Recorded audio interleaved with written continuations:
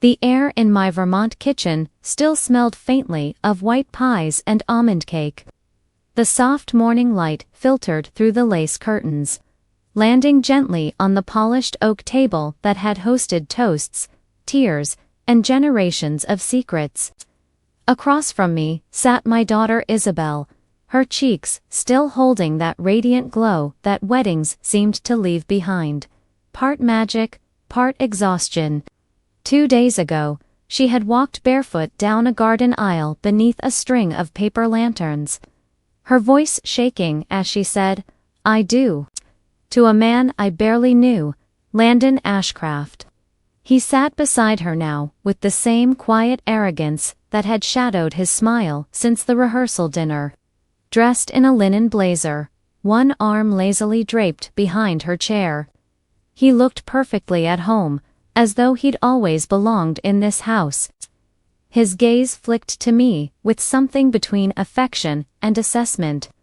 Then, almost casually, he slid a thick manila envelope across the table. It stopped just short of my teacup. "Just something we thought might make things easier," he said smoothly. "You know, alignment, future planning." He said it like he was doing me a favor. Isabel smiled at me, eager to please, like she always had been. "It's just a formality, Mom. Landon's brilliant with finances. We're setting up a family trust for when we have kids. You understand, right?" Her voice was light, full of hope and intention, but my heart dipped in my chest like a stone in still water. I hadn't even looked inside, but I already knew what lived in that envelope. It had weight both in paper and purpose. Typed in an efficient cold serif font on the front, Fiona Lawson, my full legal name. No mom, no warmth. Landon stood and reached for Isabel's hand. "We're flying to Corsica in the morning," he said with a grin. "But this will just save time later." I nodded, expressionless. I didn't open the envelope. Not yet. I waited until I heard their car disappear down the gravel drive lined with sugar maples and watched the dust settle into silence. Then I picked it up. My hands trembled, not with fear, but with the kind of fury that comes when you realize someone thinks you're easy prey. A woman alone, a woman aging, a woman they assume has no claws. But I did, and they were sharp. I sat at the edge of my reading chair by the window, the envelope open on my lap. The legal sprawled across the pages like a spid's web, each clause calculated, each signature line a noose. It wasn't a suggestion, it was a blueprint. A document that assumed I would consent to allocate a substantial portion of personal and residual assets into a new McCroft family trust managed solely by Landon. No mention of me, no co-signing, no rights. He didn't know what he was reaching for. And that's what made it dangerous. They all thought I was merely comfortable. A retired marine biologist who spent her final working years as a consultant for a coastal conservation NGO. A woman living quietly on a pension, a lakeside house, and the memory of her late husband, Thomas. But no one knew the truth about Thomas, about what he left behind. 20 years ago, he invested in a small biotech company in Geneva, an early-stage firm developing enzyme therapies for rare diseases. He never told anyone, not even me, until the week before he died. I remember the day we were sitting on the back porch as the sun dipped behind the pine trees. His voice was faint but steady. "If anything ever happens to me, Fiona," he said, "you'll find a key in the cigar box. Safety deposit box 314 in Zurich. Don't ask questions. Just follow the steps." I did. It led to a blind trust under a shell company named Harborstone Dynamics AG. No connection to me on paper. Just a signature code and a biometric scan. Inside, $48 million. I transferred it to A layered set of holding accounts under a renewable energy grant program, one I'd consulted on years ago. It was invisible, clean, untouchable. And thank God, because now a charming man with perfect teeth and a designer watch thought he was about to swindle a widow out of her last assets. He didn't know I could track dolphin migration patterns across oceans with only a satellite tag and a hunch. Reading his contract, I recognized the pattern. Control the money, isolate the family, build dependence, then consolidate. He was counting on my silence, my love for my daughter, my ignorance, but I had no intention of refusing outright. No, that would be too easy for him to maneuver around. I was going to lay a trap so gentle, so believable that he'd walk into it smiling. The bait, a fabricated financial disclosure, a believable but unimpressive snapshot of my estate. I'd let him taste the scent of money just enough to make him greedy, not cautious. And when he reached for it, I'd be ready. The next morning, just as the lake mist began to lift and the sunlight hit the porch steps, I heard a sharp knock at the front door. Not a polite knock, a lawyer's knock.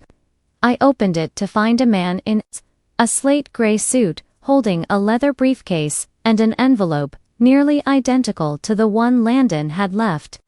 His posture was crisp, his smile weaponized. "Good morning," he said, stepping forward without waiting for an invitation. "Mrs. Lawson, I'm Cole Weaver, legal representative for Mr. and Mrs. Landon Ashcraft. I'm here regarding an urgent financial matter." I didn't move. "My daughter's name is Isabel Lawson," I replied evenly. "She kept her name." He hesitated just a moment, just long enough. "Of course," he recovered. "My apologies. May I come in?" Everything in me wanted to slam the door, but I didn't. I stepped aside and let the snake into my home because I needed to understand the scope of their plan.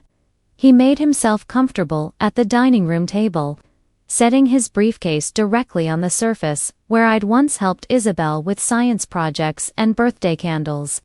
"This document," he said, sliding it toward me, "is an emergency addendum to the family trust proposal.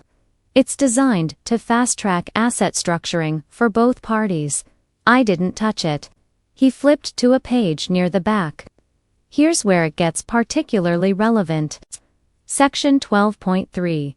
Parental estate disclosures and pre-inheritance holdings. He taps the line with a manicured finger. "This clause simply asks you to declare your current assets so we can ensure the trust reflects an accurate valuation." I leaned over and saw her signature. Isabel's fresh ink. Familiar script. She had signed it probably without even reading it. My chest tightened. He smiled, sensing victory. "They're young," he said lightly. "And they trust each other." "Wrong answer," I said quietly, folding the paper shut. "Tell Landon I'll respond when I choose. I don't sign anything without my own legal counsel." A flicker crossed his face. Disappointment, maybe. Or irritation. Understood. "May I ask when they can expect?" "You may not." I cut in, already rising. I opened the front door. "This meeting is over." He packed up, slower than necessary, clearly unaccustomed to being dismissed. When one hand gripped my teacup, the other curled into a trembling fist. This wasn't just manipulation anymore. This was theft. Calculated, methodical, quiet. But he'd made one mistake. He'd underestimated the woman he thought was fading with age. The next morning, I brewed chamomile tea and dialed Isabel's number. My voice was warm, steady, almost sweet. "Hi, darling. How's Corsica?" She sounded sleepy. "Gorgeous. We just got back from the cliffs." "Why?" I let a pause settle. "Tell Landon. I've had a chance to think about the paperwork. He's right. It's best." to get ahead of things.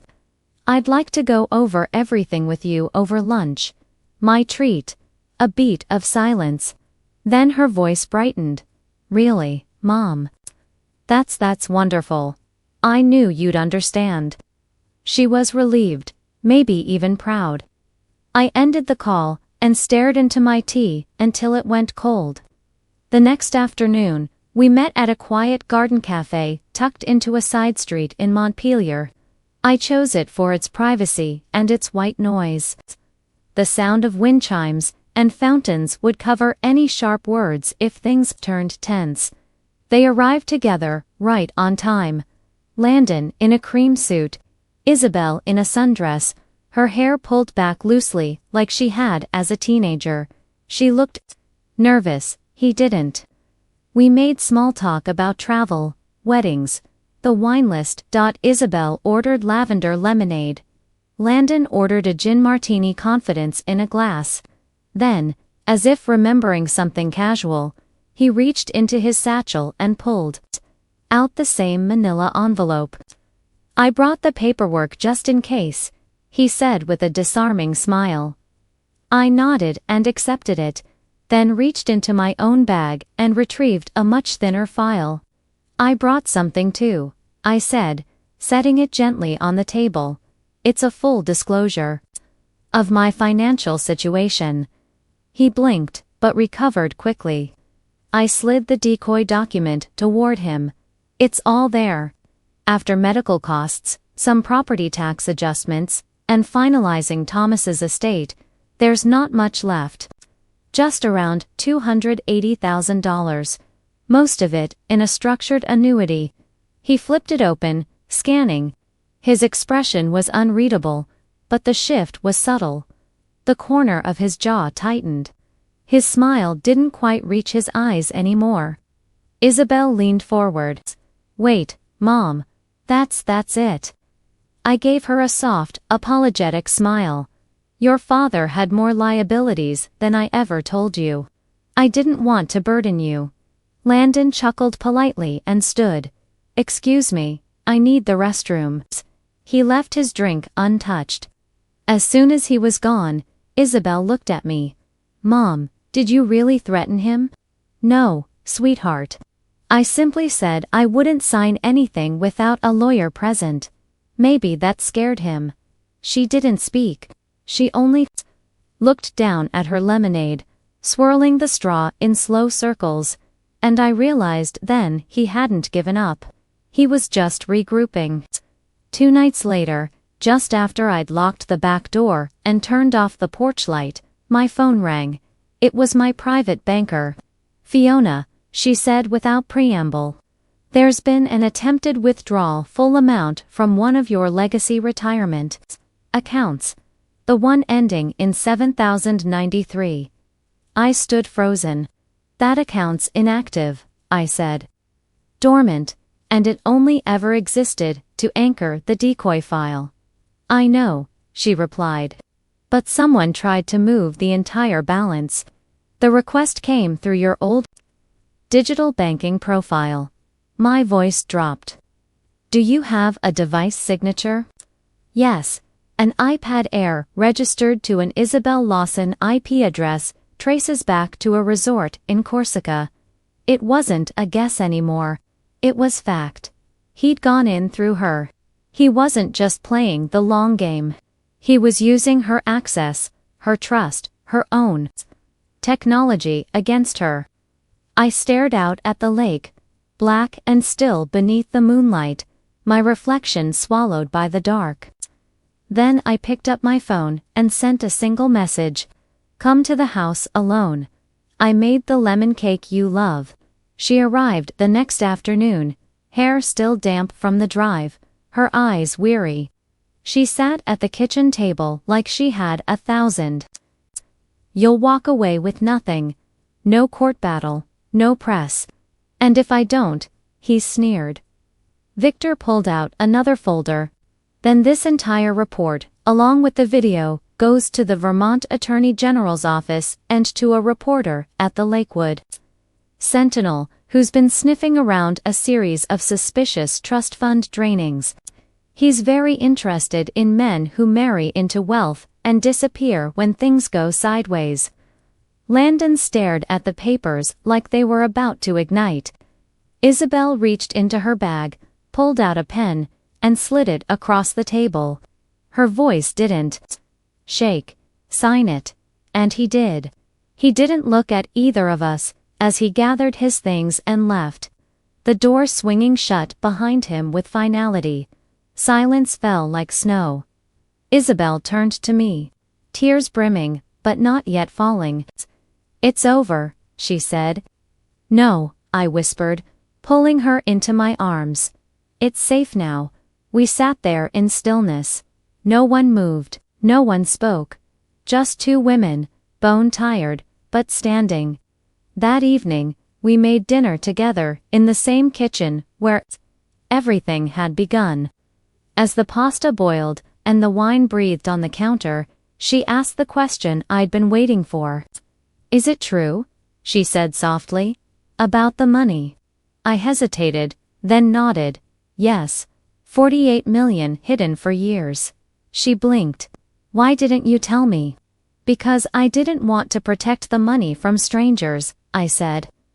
"I wanted to protect you from what money does to people who think they're entitled to it." She reached across the table and squeezed my hand. "No more secrets," she said. "No more," I agreed.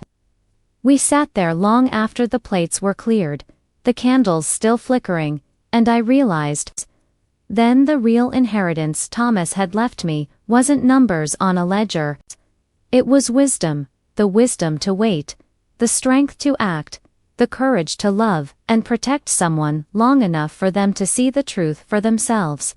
And that was a fortune I could finally share freely, not just with my daughter, but with the woman she was finally becoming.